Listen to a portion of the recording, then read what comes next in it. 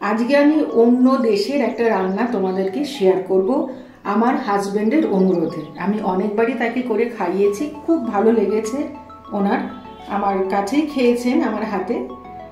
রান্নাটি ভুটানে প্রসিদ্ধ রান্না, ভুটানের জাতীয় খাবার বলতে পারেন, যার নাম ইমা কিংবা এমা দাৎসি। শব্দ দুটির নাম হচ্ছে ইমা কিংবা এমা। এটা হচ্ছে লঙ্কাকে বলে, লঙ্কার ওদের স্থানীয় যে লঙ্কা, মোটা মোটা লাল লঙ্কা, তাকে ইমা কিংবা এমা বলা হয়। আর দাৎসি শব্দের অর্থ হচ্ছে চিজ। এখানে আমরা তো ওই চিজ এবং ওই লঙ্কা, প্রচণ্ড ঝাল লঙ্কা আমরা পারবো না, আমরা সহ্য করতে পারবো না, আমাদের দেশে পাওয়াও যায় না। আমি আমার লোকাল লঙ্কা দিয়ে এই ডিশটা বানাবার চেষ্টা করছি। আমার লঙ্কাগুলো যথেষ্ট ঝাল, সেই জন্য দেখো আমি বোটা শুদ্ধ এইভাবে কেটেছি। ভেতরে দানাগুলো এখন আমি হাত দিতে পারছি, যখন আমি দানা স্কুপ আউট করছিলাম দেখো দানা প্রত্যেকটা বার করে দিয়েছি। দিয়ে এটা সবুজ একটা মোটা আস্তরণ ছিল, সেটাও মোটামুটি আমি পরিষ্কার করে ধুয়ে পাতিলেবুর রসে আমি কিন্তু ভিজিয়ে রেখেছিলাম, কারণ আমি এবং আমার হাজবেন্ড ঝাল খেতে পারি, অতিরিক্তটা পারি না। যেহেতু ভুটান প্রচণ্ড ঠান্ডার দেশ, মানে শীতকালে ভীষণই ঠান্ডা, গরমকালেও ঠান্ডা, মানে সারা বছরই ওখানকার লোকেরা ঠান্ডাই ওনাদের প্রধান কাল বলতে পারো। সেই জন্য এই রান্নাটা ভীষণ পপুলার, কেন ঝাল শরীরকে গরম রাখে। তো চলো রান্নার পরবর্তী ধাপে যাই। আমি এখানে লাল সবুজ এই কটা লঙ্কা নিয়েছি, দেখে নাম, এটা কিন্তু লেবুর রস, মানে আমার এই লঙ্কাগুলো বিভৎস ঝাল ছিল। তাই আমি এইভাবে, কারণ আমি অনেক দিন আগে একটা ভিডিওতে বলেছিলাম যাদের ঝাল কষ্ট হয়, আমার হাজব্যান্ডেরই কষ্ট হয়, তারা কিন্তু ভেতরে এইরকমভাবে দানা বার করে যদি লেবুর রসে বা একটু নুন দিয়ে ভিজিয়ে রাখতে পারো আধ ঘন্টা কিংবা 1 ঘন্টা, এবং জলটাকে সেটা ফেলে দিতে হবে, তাহলে লঙ্কার এই ঝাল, অত্যাধিক ঝাল ব্যাপারটা কমে আসবে। এর সঙ্গে আমি 3টে ক্যাপসিকাম এরকম করে লম্বা করে কেটে নিয়েছি, আর পেঁয়াজ সরু করে কেটে নিয়েছি। তবে প্রধান যে উপকরণ সেটা হচ্ছে লঙ্কা এবং চিজ। সেটা প্রত্যন্ত গ্রামে ভুটানের ওরা এই দুটো জিনিস দিয়েই রান্না করে থাকে। সেই রান্নাটি যত শহরের দিকে আসতে থাকে, গ্রাম, মফস্বল, শহর মানুষের মানসিকতা, টেস্টের মানসিকতা এবং মফস্বলের মানুষের মানসিকতার সঙ্গে এই ইনগ্রেডিয়েন্টসের সঙ্গে, মানে লঙ্কা এবং চিজের সঙ্গে অন্যান্যগুলো আমরা জুড়েছি, মানে তারাও তাই করেছেন। সেখানে অনেক ক্ষেত্রে মাশরুম দেওয়া হয়, ক্যাপসিকাম দেওয়া হয়, পেঁয়াজ দেওয়া হয়, রসুন দেওয়া হয়। তবে আমি এত কিছু দিয়ে করিনি, কারণ আমাকে হাজব্যান্ড বললেন যে আসল অরিজিনাল টেস্টটাই কিন্তু নষ্ট হয়ে যাবে। শুধু লঙ্কা দিয়ে তো আমরা ওভাবে খেতে পারবো না, বারবারই বলছি প্রচণ্ড ঝাল হয়। তো আমি এখানে 3টে ছোট বড় পেঁয়াজ নিয়েছি আর 3টে ক্যাপসিকাম কুচি নিয়েছি। যেহেতু ইমা দাৎসি বা এমা দাৎসি, দাৎসি হচ্ছে চিজকে বলে, তবে মোজারেলা চিজ কিন্তু দেবে না, এমনি নর্মাল স্লাইস যে চিজ থাকে কিংবা কিউবে যে চিজগুলো থাকে সেইগুলো দেবে। এখানে আমি 4টে কিউব নিয়ে এরকম করে কেটে রেখেছি, তোমরা চাইলে গ্রেট করেও দিতে পারো। কড়াইতে আমি অনেকক্ষণ আগে সর্ষের তেল এবং নুন দিয়ে দিয়েছি। খুব বেশি উপকরণ কিছু নেই, আমি লঙ্কার বোটা সমেত কিন্তু দেব।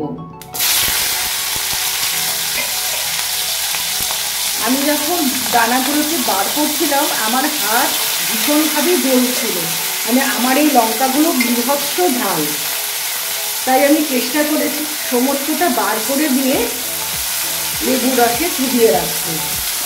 তোমরা যারা ঝাল খেতে পারো না এভাবে করে দেখতে পারো, আমার আগের ভিডিওতে দেখো, আমি ওভাবেই করি সাধারণত। তবে যেটা যাদের খাওয়া, ভুটানবাসীদের খাওয়া ভীষণ ডেলিকেসি, ভীষণ ওরা পছন্দও করে। এরা প্রধানত দুটো উপায়ে খান, স্যুপ করেও খান, কেউ চাটনির মতন খান, সেটা ডিপেন্ড করছে তুমি কোন জায়গায় বিলং করে। ভুটান তো ভীষণ ঠান্ডার দেশ, সারা বছরই ঠান্ডা থাকে, তো তারা ঠান্ডা থেকে বাঁচার জন্য অনেকে দেখবে তামাক সেবন করেন, পান খায়, আর এই রান্নাটাও ভীষণ স্পাইসি হয়। ভুটানে ম্যাক্সিমাম রান্নাই একটু স্পাইসি, মানে যেহেতু প্রচণ্ড ঠান্ডার দেশ বলে। আমি এরপর এই যে কেটে রাখা, ধুয়ে রাখা, স্লাইস করে রাখা ক্যাপসিকাম এবং পেঁয়াজগুলো দিয়ে দিচ্ছি।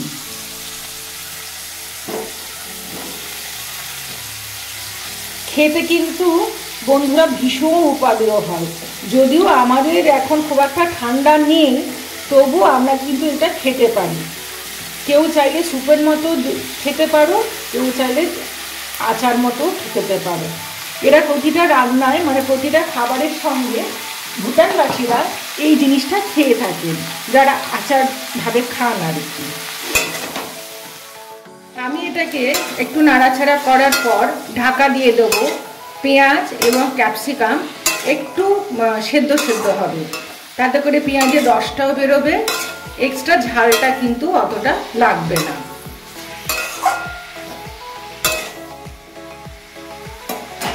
আমি ঢাকা দিয়ে দিচ্ছি। 5 মিনিটের ওপর আমি ঢাকা দিয়ে রেখেছিলাম। ক্যাপসিকাম আর পেঁয়াজের রসে লঙ্কা এগুলো সবই একটু সুসিদ্ধ মতো হয়েছে, কালার তো চেঞ্জ হবেই, তোমরা জানো। এবারে যেটা করব, খুবই সহজ কিন্তু বিশেষ কিছু নেই, এই চিজগুলো দিয়ে দেবো। চিজ যত দেবে তত টেস্টি হবে।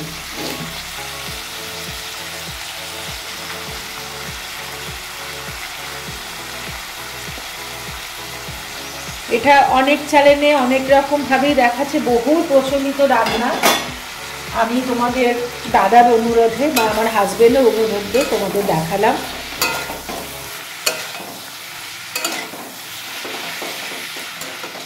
খুব ভালো করে চিজটাকে মেল্ট হতে দিতে হবে।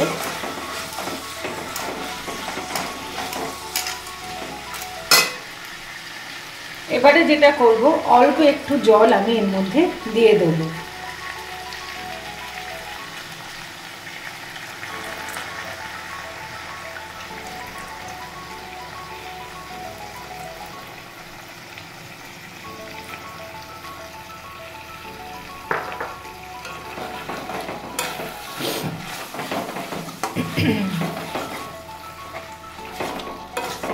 পুরো জিনিসটা ক্যাপসিকাম, লঙ্কা, পেঁয়াজ সবটাই কিন্তু চিজের ওপর মাখামাখি হয়ে যাবে, মানে মাখো মাখো হবে আর কি।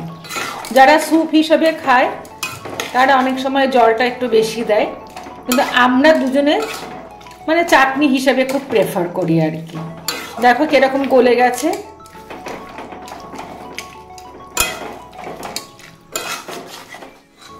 এইরকম একটা টেক্সচার এসছে। এবার আমি এটাকে এটা সার্ভ করে দেব। চিজ যত দেবে ততই ভালো লাগবে। তোমরা অবশ্যই বলো কমেন্ট করে তোমাদের এই একটা অভিনব রান্না অন্য দেশের অবশ্যই কেমন লেগেছে। আমার খুব ভালো লাগে তোমাদের কমেন্টগুলো যখন আমি পড়ি, চেষ্টা করি তার উত্তর দেবার, দিয়েও থাকি। কারণ আমি তোমাদের কদিন আগেই বলেছিলাম যে আমি মাঝে মাঝে অন্য প্রদেশ অন্য দেশের রান্নাও দেখাবো।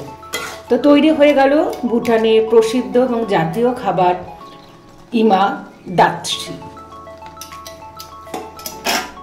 আমার হাজবেন্ডের অনুরোধে আমি ভুটানের প্রসিদ্ধ খাবার চেষ্টা করেছি বানাতে। উনি তো খুবই ভালো বলেছিলেন আমার হাতে খেয়ে, যার নাম ইমা দাতসি। তো তোমরা বলো তোমাদের কিরকম লেগেছে, আর চেষ্টা করে একবার করতে, খেতে কিন্তু খুবই ভালো লাগে। ভাত দিয়ে, রুটি দিয়ে, পরোটা দিয়ে। আমি চাটনির মতন করেছি, কেউ চাইলে স্যুপ হিসাবেও করতে পারো।